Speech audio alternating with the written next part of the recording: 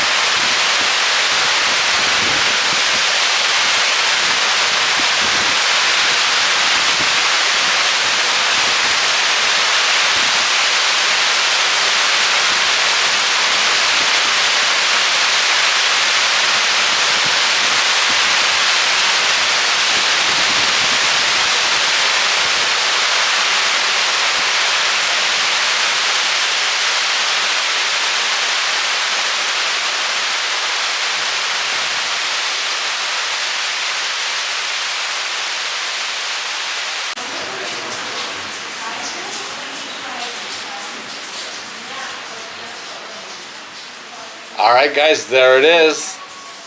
As always, thanks for watching. Book your holidays in the nice season, not in the rainy season.